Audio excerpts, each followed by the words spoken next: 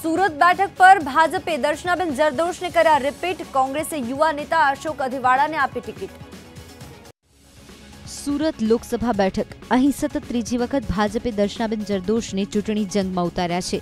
સતત બે ટર્મથી ચૂંટાતા દર્શનાબેને ટિકિટ મળતા જીતની હેટ્રિક લગાવવાનો દાવો કર્યો તો તેમની સામે કોંગ્રેસે મૂળ સૌરાષ્ટ્રના પાટીદાર અશોક અધિવાડાને ટિકિટ આપી છે।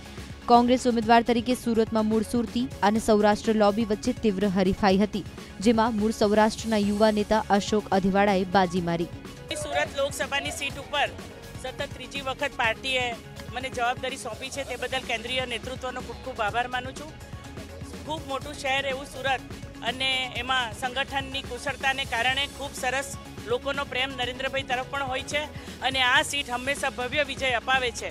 તો ફરી પાછા નરેન્દ્રભાઈને પ્રધાનમંત્રી બનાવવા માટે અમે સૌ સાથે મળીને સુરતને ભવ્ય વિજય અપાવીશું। ખાસ કરીને મારી કોંગ્રેસ કમિટી, તમામ કોર્પોરેટરો, પ્રમુખો, તમામ હોદ્દેદારોએ મારી માંગ કરી, સુરતની જનતાએ મારી માંગ કરી અને એ માંગને લઈને પ્રદેશ પ્રમુખ અમિતભાઈ ચાવડા, પરેશભાઈ ધાનાણી, પ્રભારીશ્રીએ, રાહુલજીએ મારા પર જે વિશ્વાસ મૂક્યો છે અને સંપૂર્ણ સુરતની જનતા ઉપર મને વિશ્વાસ છે કે આ ફેરે આટલા વર્ષથી સુરતની જનતા જે થાકી ગયેલી છે આ ભાજપના શાસનથી, તો જનતા ચોક્કસ પરિવર્તન લાવશે અને મને સંપૂર્ણ વિજય મેળવશે એવી મને સંપૂર્ણ આશા છે।